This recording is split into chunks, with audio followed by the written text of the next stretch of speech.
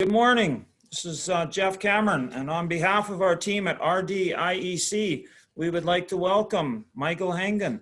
Michael is here this morning to discuss the work that he does as a pipeline engineer and all the characteristics, the environmental characteristics, and everything that goes into his profession.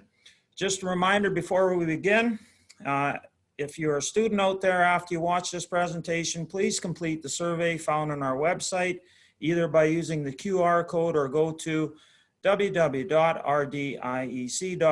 And by completing this survey, you're automatically entered to win a $50 gift card, which will be drawn at the end of every month. Okay, Mr. Hangen, it's all on you. Take her away, and thank you so much for joining us. Perfect. Thanks for having me. I was telling Jeff the other night that I sit on the board for the Estevan Bruins SJHL team, and I forwarded your link to their team because I was kind of lucky. I kind of always knew what I wanted to do in life, but I played with a lot of hockey players in the past that weren't really sure, and I think these videos and spotlights that you're all doing is a great thing for students and athletes that are looking for a career path. So kudos to you all. So my name is Michael Hangen. I'm from Estevan, Saskatchewan. Grew up here all my life. Got 4 brothers. We were a family of 6. My parents both worked in the oil field. My mom retired fairly early to take care of 4 boys. My dad ran an electrical business in the oil field, so I kind of always looked up to him. Like I said, everyone kind of looks up to their dad, but always idolized him. He was my hero growing up. Throughout my young years, I played hockey and golf mainly. So hockey excelled to Midget AAA, the Midget AAA League here in Saskatchewan, and the SJHL. And golf, I was the Bantam and Midget provincial champion. So those are my 2 sports that I focused on. In school, I always excelled fairly easily at math and science. Those are what I enjoyed, especially physics and calculus. So I always wanted to be in the oil field, and I figured a petroleum engineer was kind of my fit. So that was the route I kind of elected to go. So I applied at University of Regina. For me, it was more of a logistical thing. They also offered petroleum engineering, not many schools do. So got in there, did my full undergrad and with an internship. So after my 3rd year of schooling, they have an internship program there where they work with other companies to find you a placement. I was lucky enough to be placed with Crescent Point in Weyburn. Did 16 months in the operations engineering group. Learned a lot about downhole engineering, surface productions. A lot that I learned in school, so it went together nicely. They also have co-op programs for students if they're interested in doing a more short term. So the internship's a 16th month stint in between your 3rd and your 4th year, and co-op starts after your 2nd year, and you rotate 4 months of work, 4 months of school, 4 months of work, basically until you graduate. So that's a nice one for students looking to earn a couple bucks too while you go to school. It's another way of bringing in some cash flow while you're doing your studies. So Regina offers software engineering, electronic systems engineering, industrial engineering, and environmental engineering. So there's different programs that they offer. Petroleum, like I said, was the best fit for me. I always wanted to be part of the oil field.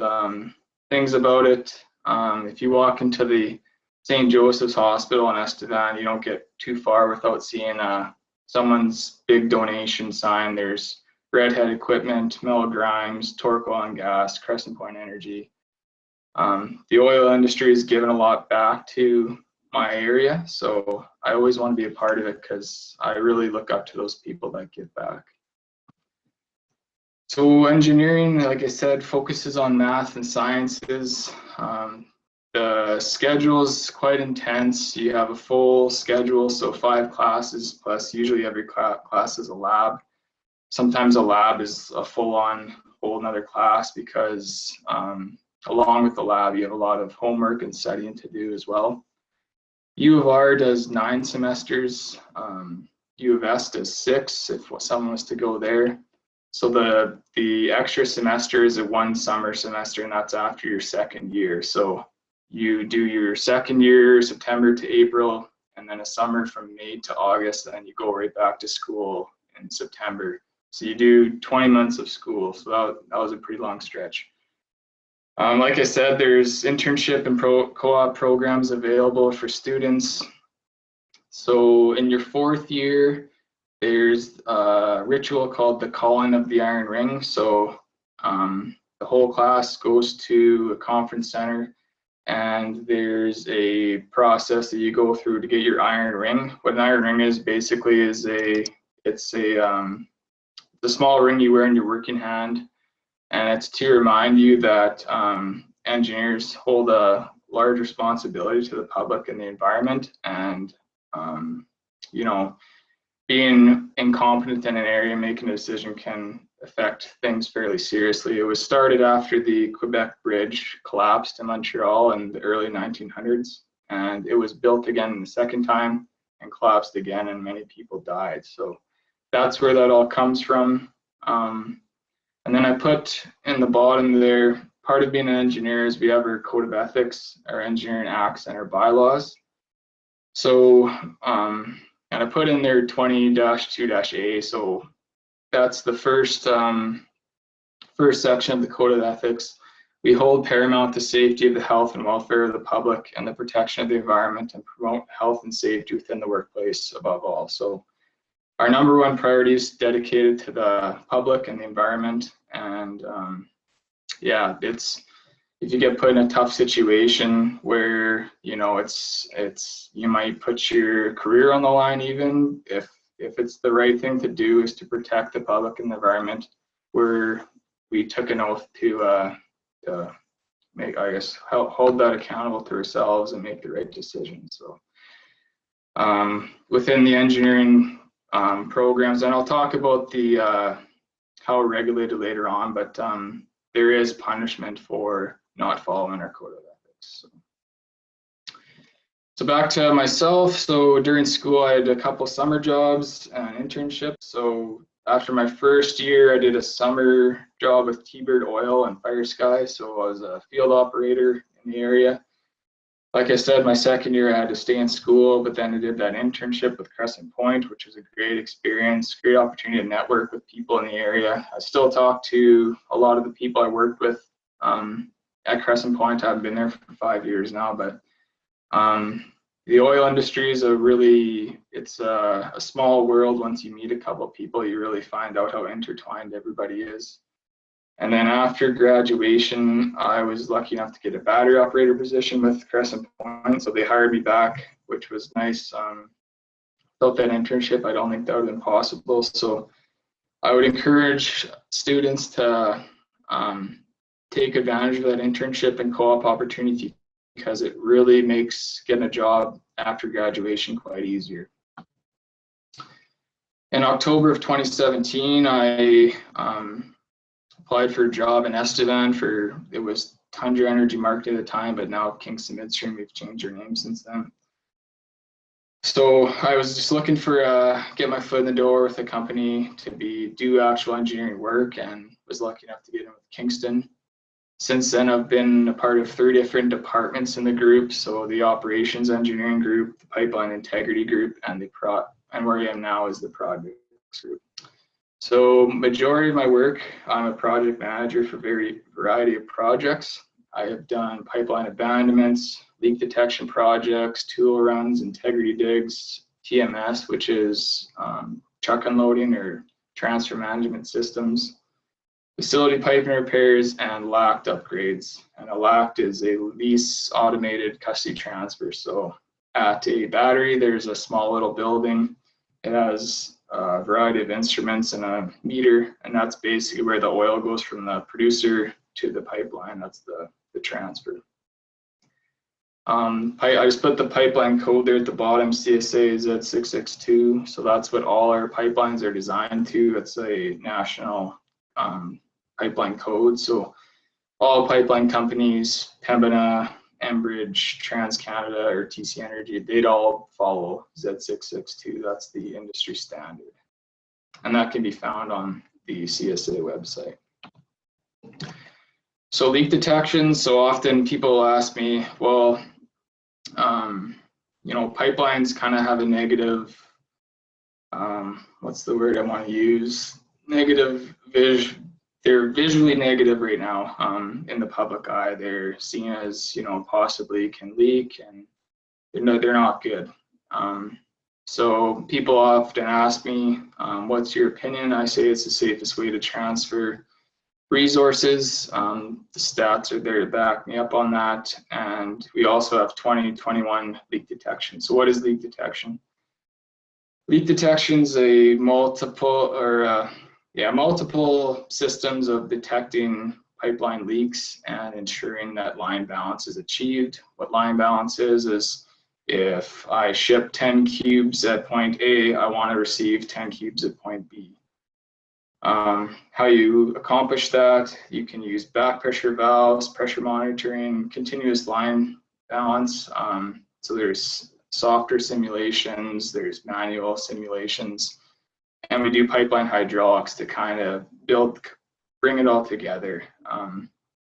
So how a back pressure valve works is if you have a valley, you know, when you ship some oil, then you shut down. Well, obviously, with gravity, the oil is going to all fall down. So what a back pressure valve does is it keeps the line full. And then if you have a leak, you would know right then and there. Continuous leak detection uses pressures and meters, and that continuously monitors it. As soon as, you know, a portion loses pressure, or if the meters are off by, you know, the slightest volume, flags the alarm, shuts down the valves, everything's isolated, and we go and we find it. Pipeline hydraulics is a simulation that uses, again, flow and pressure to you simulate certain situations to see if you could overpressure. So we do all that as kind of preventive maintenance to really avoid a bad transient scenario. Smart tool runs, so as part of the IMP, which is our integrity management program, we run smart tools. That's a picture of one right there. Very incredible technology. We run those through the pipeline, and those things in the middle there, they're little sensors, and they basically they send data back to the engineer on site, and they go through and analyze the data. So there's different types of smart tools. I listed the ultrasonic crack detection and magnetic flux, just because that's where I have my experience, but there's also different types. There's depth of cover, different gauging tools to look for dents. But the ultrasonic crack detection is basically same as getting an ultrasound at the doctor, just sends tiny little pulses, reads, can pick up the tiniest little crack. You wouldn't even see it with the naked eye. To put into perspective, like our mainline pipelines are 7.1 millimeters thick, and these things can pick up something less than a millimeter deep and say 50 millimeters long. So very, very small cracks. Magnetic flux is a tool that it magnetizes the pipe, and then as it goes through, if there's any leakage, you'd find leakage in corrosion or a dent. The tool reports that back, and then we would go and repair that. So kind of the system, how it works is we run the tool, send it to the integrity engineers, they analyze all the data, they kind of set dig plans, send it to our project team, and we would go and execute the project. Integrity digs, so this is where my job comes into play. So there's two types of integrity digs that we do. There's cutouts and pipeline sleeves. So on all our smaller pipelines, we do cutouts. We purge the pipeline with nitrogen. Why we use nitrogen is it's an inert gas, so it's non-explosive. Purge the pipeline, lock it all out, go to the site, cut the pipeline, put in a new joint to pipe, weld it back up, and get it back in service. Pipeline sleeve is more for our mainline pipelines where they're quite a bit bigger, longer, more crucial to the company. So we like to keep those in service sometimes. And what it basically is in that picture, that's a spark test technician. So a group would come out, they do NDE on the features, so they go in, they size them all, whether it's crack, corrosion, a dent, tell us all what the situation is, and then we put a sleeve on, which is basically like a pipe cut in half, but it's bigger than the pipe, obviously. Set it on top, weld it all together, weld it to the pipe, and then we recoat, backfill, and get it going. I put the kind of the process of how we do digs. So typically we call the landowner, get permission to survey, go survey the dig, and then with the new regulations, we do environmental pre-disturbance assessment. So we hire an environmental consultant, come out, check out the land, let us know if there's any hazards, mitigation measures. Example is, say if it's native prairie, they don't like construction in the summertime because of all the birds and the sensitive land there. So we do that in the winter. Another example would be if there's a wetland near, the environmental consultant would go out, scope out the site. If there is a endangered bird, they let us do construction outside of the nesting time, so we don't affect their species and their habitat.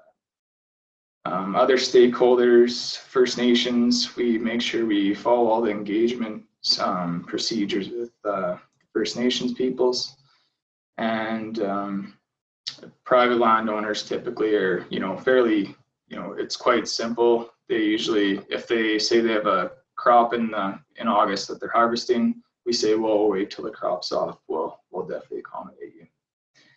Pipeline bores. So if a feature is found underneath a road, typically it's not very practical to cut a highway. A lot of people would be mad.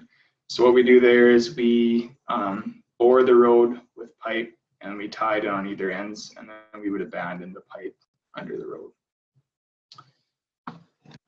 TMS, facility piping and LACT upgrades. So at our truck unloading terminals, we automate all the truck unloading now. So there's different instruments, meters we can use now that it's all automated on software. So part of my group is to go to all these sites, and the picture there is a picture of a TMS building. So instead of the trucker unloading, coming in the building, taking a sample, he just goes in that building, and there's a couple of computers that he punches in his data and unloads, and it's all automated. Doesn't really require many employees on site.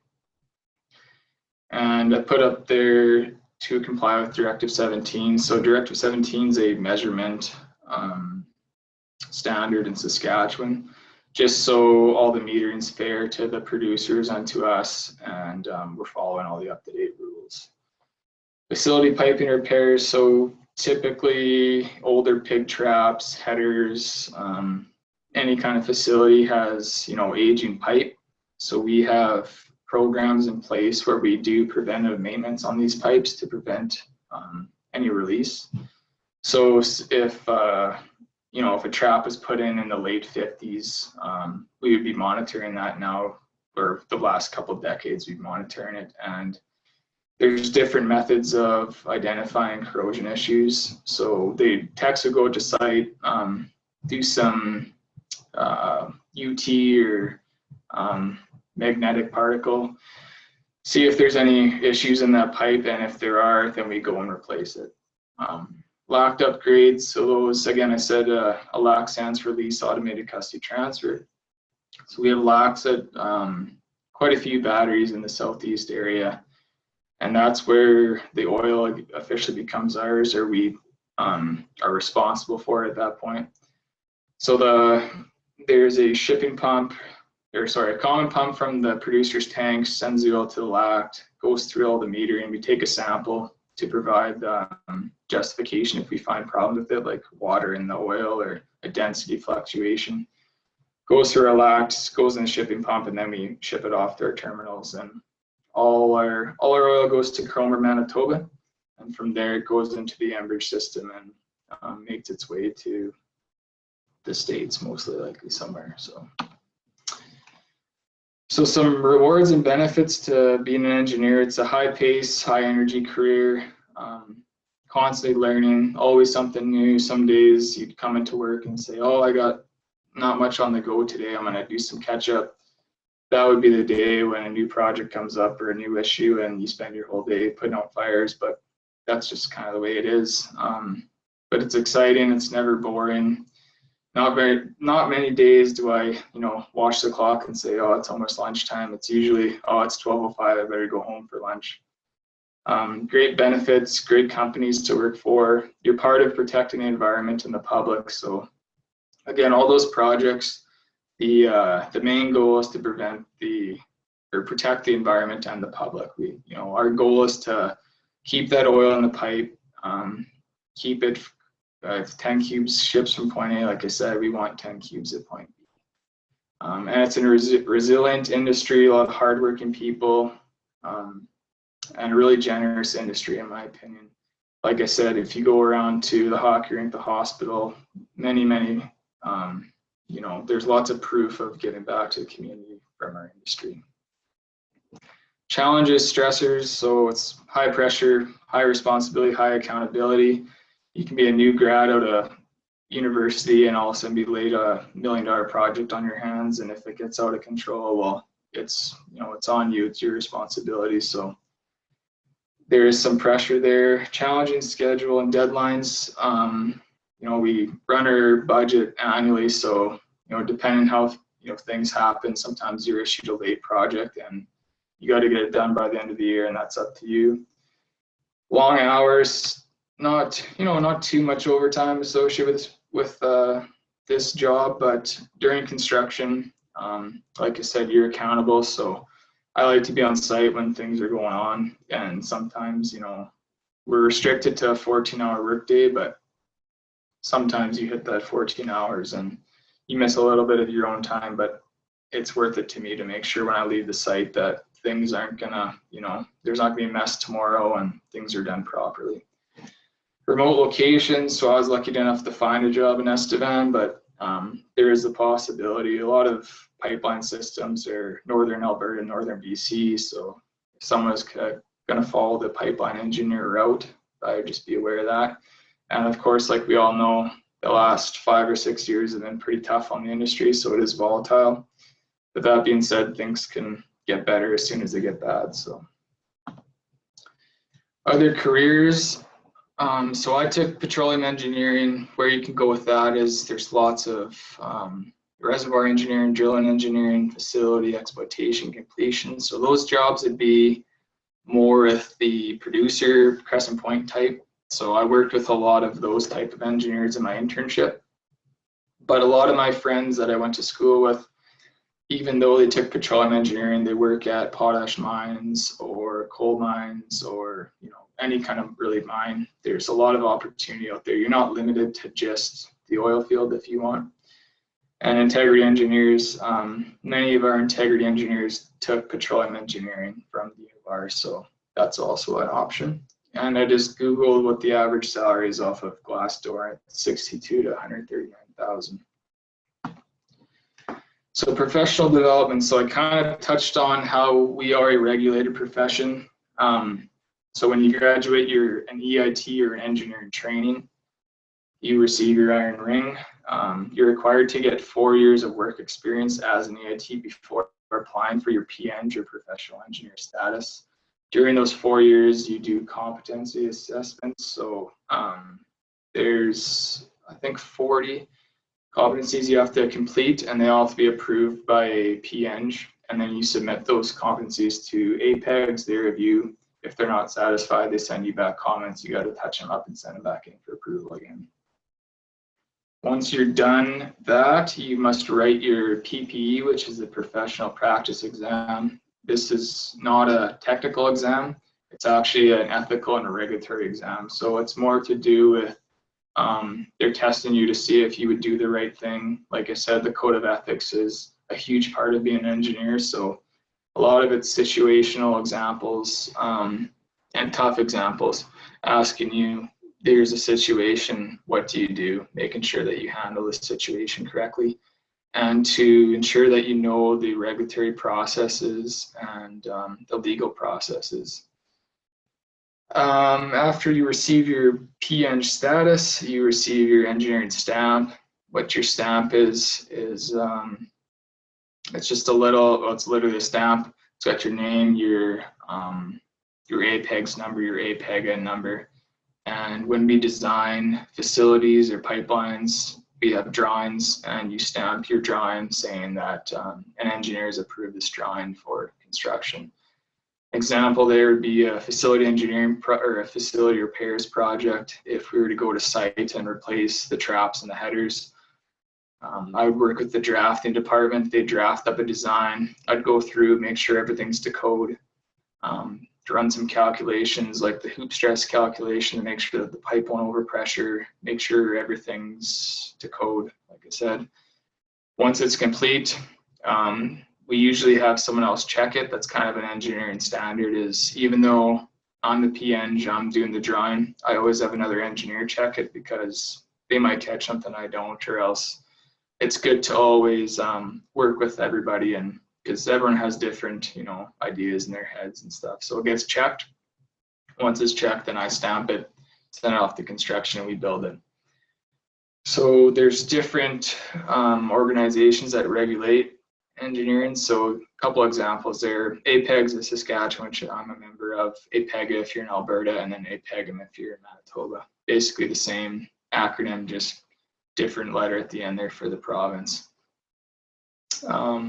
And then as part of being an engineer, we're required to complete continuing professional development hours, and that's just to make sure that we maintain our competency. They don't want us working on something that, you know, we're not familiar with. So part of that is professional practice counts, formal training. Example of that would be, you know, if I do a pipeline design course or something. Informal training can be a code course. So say I took ASME Section 9 last year as example. So I can review welding procedures now. Most of them are fairly intense courses, about a week long, sponsored by the company typically. Another course would be, there's a CSA Z662 course that we're all required to take because that is our governing code. And other examples are volunteering and mentoring other engineers. But again, of course, there's always a work-life balance. I know it's easy to get caught up in things. I was told a good quote when I was in school. They used the metaphor of the light switch. So when you're at work, the light switch is on. That means that you're dedicated, you're working, you're focused on your work. But when you go home, turn the switch off and, you know, really get away from work, enjoy your family, spend time with the ones that you love, and really enjoy it. And enjoy the experience because time flies. I also remember being an intern saying, well, I can't wait till I'm a PEng. I can't wait till I'm an engineer. Like, you know, and someone said, you know what, just slow down and enjoy life because it all goes so fast, and every single step along the way has its own benefits. And, you know, I'll never be an intern again. So, you know, I'm glad someone said that to me because I really, you know, enjoyed my time as an intern, enjoyed my time as an EIT. Now I'm a PEng and I enjoy it too, but it's all good. So now I'll open up for some questions and hopefully I have some answers. I want to thank you, Michael. That was a very good presentation. I appreciated the post-secondary slant that you did initially. I think students really need to see, you know, the route that you took and what they would need to do to get into this profession. And I also appreciate how you address the reputation of your sector. I mean, I'm in the farming sector with my husband, and there's a lot of bad press that comes with that. And I think the oil, the mining, the forestry, I think everything that makes up Saskatchewan has a bad reputation right now. And I appreciate the fact that you mentioned all the checkpoints that are in place to make your industry safe. So thank you for addressing that. Yeah, the bad rap that pipelines have is really unfounded, and you address that very well. I hope a few science classes definitely take this up and watch us as well. So thank you very much. That was a great presentation. Thank you. Mike, I'd just like to thank you on behalf of our team. It was a very thorough presentation. The students out there that will be watching this will have a great idea of what this is all about and the different fields that they can go into. And just touching on what Renette and Gord mentioned, the whole iron ring being a part of a team, and that the number one priority is the protection of the environment and the public. From all of the pipeline blockades to the downplaying of the farming that Renette mentioned, we're in such a, seems like a bitter society today, and that I really and truly hope that not only a lot of students can watch this, but adults can watch this. I mean, when you mention such words as integrity, pipeliners cutting the pipeline to see if it's fine, and just the different terms that I'm not familiar with. I think you said line balance. If there's 10 cubes going in, there has to be 10 going out. And if you look at the rail car, you know, fires and so on, and some of the various things that happen in comparison to a pipeline, you know, I didn't know a lot of the things that you mentioned today. And I believe the most important thing in the world is to know what you don't know.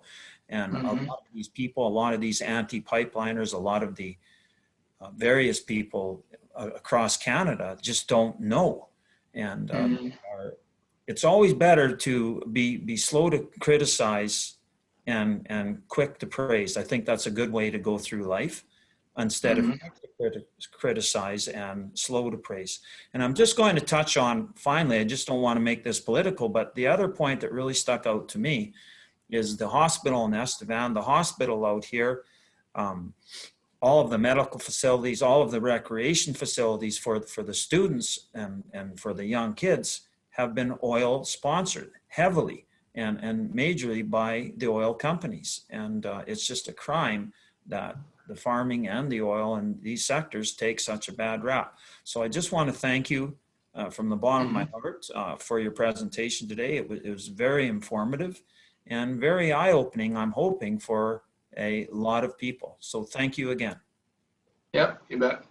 Jeff actually said a good quote to me one time when I was in school. I always remembered it. He quoted Winston Churchill. He said, the key to being genius is, or preparation, if not, is the key to being genius, the key to sounding like a genius. So that really stuck with me.